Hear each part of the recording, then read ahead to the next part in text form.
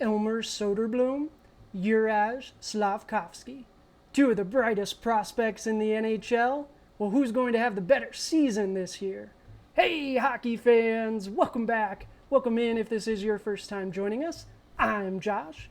This is the Hockey Flow, and today it's Monday, October 10th, 2022. And you know what that means, right? We got another edition of Today in Hockey. And today, it's all about the Young Bucks, Elmer Soderblom and Juraj Slafkovsky. I thought it'd be fun to celebrate today's headlines. We'll get to that in just a moment by asking another question of the day. So we're going to take a look at all the hockey data. Stick around for that. I do appreciate you guys so much. Be sure to like the video, subscribe to the channel. We're just getting started. We got the regular season starting tomorrow. Want to make sure you never miss a video, and you want to make sure you're a part of the best hockey community on YouTube. After all, I do appreciate you guys. You are the best. So all right, let's get into it. Headlines first up. No Today in Hockey history. Let me know in the comments if you guys want me to keep doing those. It doesn't feel like many people really like it, so let me know. I do appreciate you guys, but let's get into the headlines. Two big stories today for us. First up, the Detroit Red Wings. Elmer Soderblom officially makes the opening night roster. So we're not going to get into it too much here, but we do see the player card courtesy of Hockey Prospecting. And tell you what, star probabilities, 0% across the board. NHLer probabilities, 11, 23, 14, 24. Well, guess what? He's an NHLer now. Now, whether or not he can stick around, we'll see. But absolutely, I'm a big fan, and he did inspire him and this next gentleman, Montreal Canadiens forward Juraj Slafkovsky. They inspired this video because Juraj, he also made the big team for the Montreal Canadiens. Some folks were talking about him maybe starting the season out in the AHL, but my goodness, he's a #1 overall pick. So you know what? We got another question of the day for you, and that question is a good one. Elmer Soderblom will have a better season than Juraj Slafkovsky? So I thought it'd be fun to take a closer look at both these players, and we're going to take a look at the data courtesy of Hockey Prospecting, Elite Prospects, Jfresh Hockey. We got a lot of good stuff. So we're going to take a look at both players, and only then can we answer this question. So let's get into it. Juraj is first. Canadiens fans, you guys should be pumped. I want to get that out of the way first. I think both of these guys are going to be excellent NHLers. I am a huge fan of both of these. That's why we're doing the video. But if anything, I got two players I'm a big fan of, and I think they're going to have very similar seasons. So who's going to have the better season? Is it actually going to be Elmer? Well, let's look at Juraj here, because Juraj's situation might actually bode well for him, and especially from a production standpoint, we just got some question marks. So, all right, big news of the day, right, was that he made the team. That's so exciting. Big first step. I get it. #1 overall pick. He probably should be expected to make the team, right? Well, he did, and this team is rebuilding, so he's going to have opportunities to play right away, right? We see that daily face-off lineup. Big shout out to them. Thank you guys. We see they have him projected as the second line left winger, so very interesting to see. Whether or not that's actually where things fall in line, we will see. But tell you what, that immediately bodes well for his opportunities, his chances. If we're looking at a production standpoint, well, he needs the game time. Second line minutes would be absolutely fantastic. Probably get some time on the power play as well. But this team they're a rebuilding team. They're absolutely rebuilding, but he is physically ready. We talk about these two players, and honestly, I don't know if you're going to find two bigger literal prospects in the NHL. Juraj, 6'3", 238, my goodness, and Elmer Soderblom coming in at 6'8", I believe 249 is what he comes in at. So Juraj is physically ready. He's ready to contribute to this Montreal Canadiens team. He's going to learn on the job, which I absolutely love. I know a lot of people are on-hands learners, so what better way than to learn than to play with the best? This will be an absolute learning experience for him with the Canadiens, but he's going to get chances, and that's really important. So his production does worry me a little bit, though. Again, big shout-out to Elite Prospects for the numbers here, but we don't see any seasons that really stand out, right? Like, I want to see some of the Jack Hughes twos, 2 points per game seasons. He had consistent seasons of that, where we see, 23 games played, 54 points in 2017, 2018, 22 games played, 42 points, 2018, 2019, 39, 52. I mean, the trend isn't anything overwhelming. We're not seeing that massive production. He is more of a late bloomer, quote unquote. His production at the international level most recently, 19 games, 18 points, including 10 goals. That's really where he caught the world's attention and really started to rise up those draft boards. Now, Shane Wright also made his team in the NHL. The only reason I bring him up is because these two probably going to be linked for some time, unless someone just absolutely falls off the face of this planet. But Shane Wright was the favorite for the number 1 overall pick. A lot of fans thought that the Canadiens should have went with him. He was the safe choice, quote unquote, but they didn't, right? So Shane Wright, he made the team. So from that standpoint, these two are still even, absolutely. I do think that Shane Wright is in a little bit of a better situation right now in Seattle, but that's not anything against Juraj. I think he's still going to get, again, a ton of opportunities, and that's important. Now, if we want to look at player comps, I want to look at the history. I'm big on the history, right? I'm a historian after all, and I wanted to look at Alexis Lafreniere because he is the most recent forward number 1 overall pick. And when you're talking about number 1 overall picks, you're hoping that it's a good year and you have a generational talent. And some years you're not going to have that.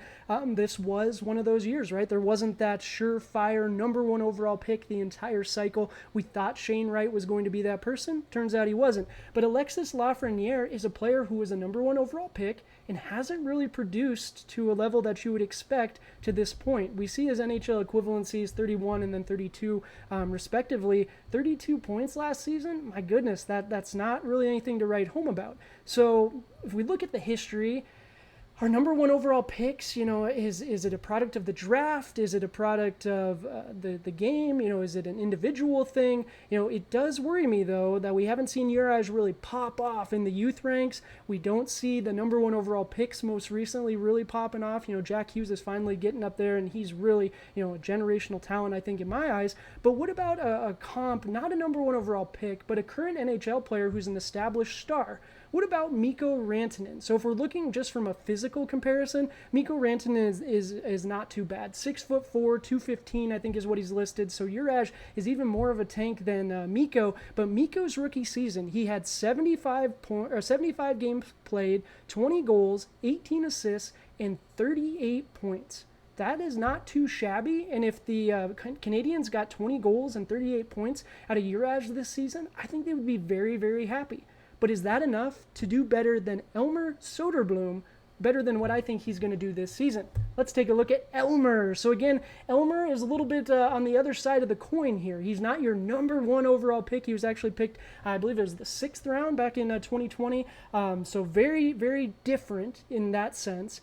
But another giant physical specimen, 6'8", 249 pounds. Tell you what, I don't believe we have any forwards in the NHL and haven't had a forward in the NHL in quite some time at that height, 6'8". But he doesn't struggle. He doesn't. He's not a bad skater. Excuse me. He's actually quite smooth. Great hands, great skill. But he was more of a dark horse candidate to make this Red Wings team out of camp. It wasn't one of those things where we looked at it and, oh, that's the number 1 overall pick. He's got to make the team, right? No, not at all. He absolutely had to earn his way in. Let's go Oilers, baby. Dylan Holloway did something very similar. We talked about it. Dylan Holloway has to make Ken Holland tell him, nope, you got to go play in the NHL. Well, guess what? He did it. He played fantastic, and Ken Holland kept him up with the big team. Same thing here. Elmer Soderblom had a great prospect turning, great preseason, and turned it into a roster spot. Now, the other side of the coin from Juraj, we got to talk about the team, right? Montreal is a rebuilding team. They're probably going to be in the hunt for the number 1 overall pick next year, too, the Connor Bedard sweepstakes. Detroit is on the other end of that spectrum. Sure, they may claim they're rebuilding, right, in case things do go bad, but boy, they made some great strides last season. They established some great talent on this roster, and this season, they didn't get rid of talent. They added talent, and if you look at this forward group, this is a solid group of forwards. And Elmer Soderblom, he does slot in a different place than Juraj. We're not going to see Elmer slot in the second line, probably not going to be getting power play minutes, anything like that. Right now, he is slotted down on the 4th line along with Michael Rasmussen and Oscar Sundqvist. Nice little 4th line, nice young little 4th line, nice physical physical too. Michael Rasmussen is 6'6" also, so that is quite some size. But I tell you what, the more he plays, the better he plays, the more minutes he's going to earn. He's going to keep working himself up that depth chart. He's going to start earning more roles. He's going to carve out a niche for himself. Absolutely. He did it in the preseason. He did it in Frölunda in the SHL.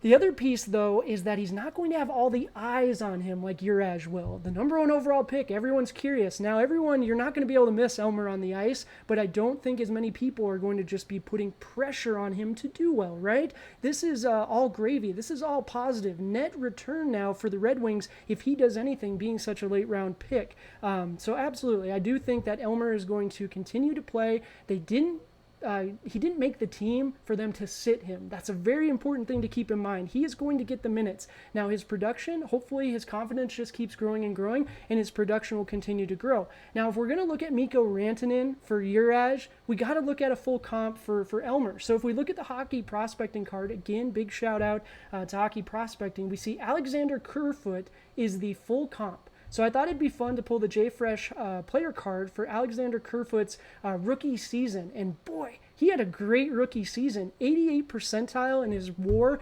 97th percentile in his finishing. That is absolutely fantastic. He played 79 games, put up 19 goals, only one less than Mikko, 24 assists, good for 43 points. So that's actually more than the 38 that Mikko put up in his rookie season. So again, another piece that's telling us that Elmer's going to could potentially do more. If we look to the history, the comp tells me that maybe he scores a few more points. We also see that equivalency from last year, 42. The SHL is a great league. That's a top-notch league in Europe, and he had a great season. We can't forget about that. So we've taken a look at Elmer, and then Juraj. We've looked at both players, and we asked our question. Is Elmer Soderblom going to have a better season than Juraj Slafkovsky? I'll tell you what, yes, he absolutely is, but both players are going to have solid campaigns. Both players are going to have solid, excellent NHL careers. I think they're part of this new wave, the next generation of talent in the NHL, but the quality that is surrounding Elmer on that Detroit Red Wings team right now is just a cut above what Juraj has surrounding him in Montreal. They're both going to be learning on the fly. They're both going to be taking their lumps, but Juraj does have a little less experience than Elmer, being drafted, a couple years after. So I do think that Elmer is going to have a great season for the Red Wings. 43 points, why not? Have a season like Kerfoot did. I think both fan bases would be extremely happy if they hit those marks. But what do you guys think? That's going to do it for the video today. I would love to get your guys' take. Who do you think is going to have a better season? Is it going to be Juraj, or is it going to be Elmer? I tell you what, I'm a big fan of both. But I do appreciate you guys. Be sure to like the video. Check out our other content. We got a lot of fun things. And let me know what you think about the Today in Hockey History. Should we keep doing those? Should we change it up a little bit? But I do. I appreciate you guys. Until next time, cheers.